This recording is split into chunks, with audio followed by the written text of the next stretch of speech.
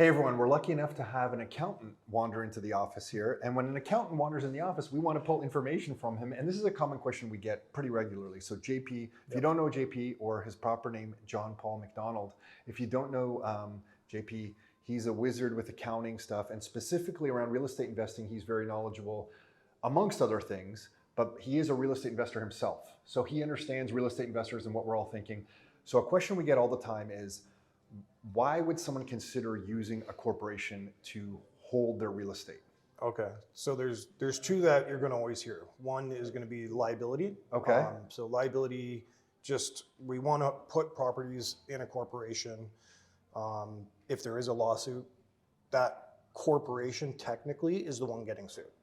So if you own that property personally, then your assets are now at risk, your personal home, stuff like that. So you want to try and lock in the liability to the corporation. Okay, and I know neither of us are lawyers, but I think sometimes I've heard lawyers say that it's difficult or next to impossible, I believe, for the courts to break the corporate seal. Meaning that if the veil, is that what it's called? So that if someone is going to sue you and your property is inside a corporation, only what is inside the corporation is at risk. Your personal life, any other corporations that you may have, are not involved in any lawsuits. So liability is number one. Yeah, but you want to make this fast too. So yeah. Let's go. to keep it on that quick topic is that, look, if there is a lawsuit, everyone gets named in a lawsuit. So even if you hold the property in a corporation, you're still going to get sued personally. They're going to try and go after you because you own the money, you own your house. They want everything. So even though it's in there, it's not fully protected. You're going to be named in a lawsuit if it happens. And you just have to operate that corporation, my understanding, as an actual business. That's like rent checks are going in there, you're filing corporate taxes. This is a business. You're not depositing into your bank account. Lease agreements aren't in your name. Everything is running as a business. Got it. So that's my understanding. That's my understanding too. So I know we're venturing into the legal territory here, but I think this is an important point that you can't take rent checks in your personal name. And then if you are involved in some sort of lawsuit, you can't say that the corporation was running the properties. When you're accepting rent in your personal name, but maybe the corp actually owns the property, now you're blurring things. So if you're using a corp, keep everything in the corp. Rent goes into the corp. Exactly. All expenses come out of the corp, the property is held in the corp, keep it nice and clean. Right. And obviously talk to a lawyer about these kind of legal aspects, but that's the number one reason in your eyes why you would use a corp. Now for tax reasons, is there? Of course, yeah. So with tax, it becomes tricky. So everyone in every family is different. So if you have a small business, there's huge deferrals. So, I mean, you can use your money. This is what we do for all of our small companies is we husband and wife owns a company, husband has a T4 job. We figure out how much the family makes, combine how much the family needs to spend on personal. Does husband cover that with his salary? We top that up with whatever's coming from the company because we want to limit how much income there is, because the more income you're taking out of the corporation, the more tax you pay. Got it. So we look at that first to try and reduce taxes while at the same time trying to make sure they qualify for mortgages. So we still have to play that game. Yeah, got it. Okay, so just on that note, so you're trying to reduce taxes by figuring out how much does a family need for personal expenses. All other money can be kept inside the corp, and you're benefiting from a lower small business tax rate inside the corporate rate, which is like 12.2, something like that. Yeah. 12.2%. But then you need to consider, which is a big thing that I think a lot of people with their tax planning miss, is sometimes you need to declare some income personally to be able to qualify for your next property. 100%. So you're keeping that in mind with your clients. That's like my first step, and that's why we tie into BM Select as well. And they're like my first. The first step is the accountant. Second step is now we got to play the game with the mortgages. So then I communicate with them on our clients to figure out how much do I have to declare. And any excess tax that someone has to pay, I just say, look, this is a cost of finance. Okay, so that's smart. So you're working with the mortgage brokers. You're looking at it from an accounting point of view, but then you're working with the mortgage brokers to say, how much do my clients need to declare to be able to qualify for their next property to achieve whatever financial goals they have around real estate. Exactly. So if the wife has a business and she's making 200 grand, pull out 30, 40 grand, 50 grand, whatever you need to qualify, but leave the rest in. And then what we do is we create sister companies and we loan the money over for the real estate to start going in. Because that deposit never went to the shareholder, it's now you're investing with deferred tax dollars. So now you're sister companies and deferral. See, this is why you hire an accountant. So you just push everything to your accountant and let them handle completely. There's two other small ones. One, and this one isn't like on paper anywhere, but over the last decade, I'll tell you, I pretty much have never seen CRA audit one of our rental companies. But I've seen CRA audits numerous times on personal taxes. So CRA goes after personal much more than they do corporate. That's a very small one. And you think that's just low-hanging fruit for them to go after personal companies? They just understand the personal system easier. It's and people are trying to declare losses on rentals personally.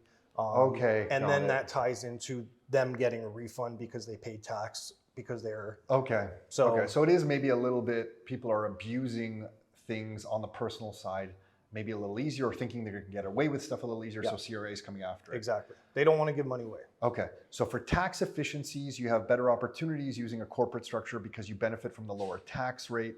There's a liability component to this as well. Okay, so another question then for I'm going to give you one more quick one. The last one is actually transfer of ownership. So we're seeing a lot of families say, look, my kids just turned 18, I want to bring them on as a part of the property. Okay. If you own that property personally, I can't bring my kids in. It's a deemed sale. So there's going to be a tax bill. But if I have shares in a corporation where the property is, then the accountants and lawyers can do some type of freeze transaction to then bring in new shareholders. So now your kids are on. Whether or not you want your kids on as shareholders is a whole new topic, but we're starting to see a lot more of that. Okay, but I see, because if you hold the property personally and you want to bring in your kids to ownership, they have to basically go on title. But if it's in a corporate structure, I don't know what the freeze sale thing is all about, but there's a mechanism to add them as a shareholder possibly of some type on the corporate level, which owns the property. So now they're involved and they have ownership. And there's still a deemed gain, but we can lock it in and defer that gain till a later time. Got it. Okay. So no tax bill. Okay. So those are kind of the four. Okay. And then so there's the positives. I guess one other thing that I have for you is if I hold a property personally, and I've held it for 5 or 6 years, so it's appreciated, and now I want to move it into a corporation, that's always a negative, right? Because if I bought it at like $250,000 and now it's worth $700,000, to move it inside the corp, do I not have to sell it to my corp at fair market value and pay tax on that? You would. You would either sell it to your company, or you can do an 85 rollover to move it into the company. What's an 85 rollover? It's just moving an asset or a business, a sole proprietor business, into a corporation. It's a mechanism that allows a deferral of tax. Any pregnant gain is deferred to a later date. Yeah. So I wouldn't have to pay the tax, but I'm paying it later at some point. If you sold it to the corporation, yes. Okay. If you elected under 85, the Income Tax Act, you can roll it in where the accountants and lawyers team up to move it in. We don't necessarily recommend this. We try and talk clients out of this. Okay. And that's why we say at the beginning, start with the corporation, because this always wants to happen down the road, right? But That's we funny. don't You want must to. always hate us because we always tell everyone, hey, start for your first 2 or 3 properties in your personal name because you have the most mortgage options. But I see it from your framework. 100%. You're coming at it from, hey, you might as well just have it in the corp to begin with if you think you're going to be in this for a long period of time. Exactly. So, Okay, and then the negative, so the negative of using a corporate structure then, so far it seems all positives to me. The negative is pretty much cost and setup. I mean, there's an accounting cost every year. So, and there's a one-time setup for legal to do this. Technically it's a corporation, so you need minutes updated annually. So there's technically legal costs. Business bank accounts instead of personal bank accounts. Exactly. Yeah, but I would say the main deficit is the cost, the ongoing. But from our experience, because we use corps, Nick and myself, that's a hit on the first few years that you get started in this business. But after a while, it's really just seems like almost a rounding error, and the initial cost setup was well worth it. But at first, when we did it, it was a negative because we had to pay for articles of incorporation. We had to pay for the corp to be set up.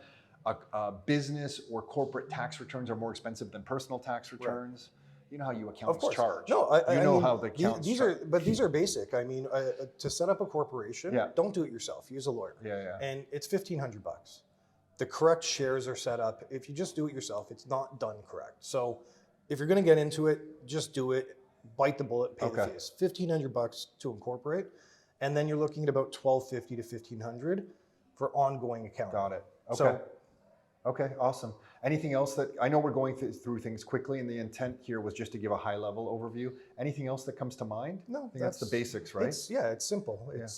Okay, JP, thanks for doing this. How do people find you? What's the best URL, phone, anything to contact you? It's just the email. It's jp@cmllp.com, and it's the same website. Okay, so we'll link to that in the description of this video. So if you're watching this on YouTube, it's in the description. If it's on one of our sites, it'll be in the description.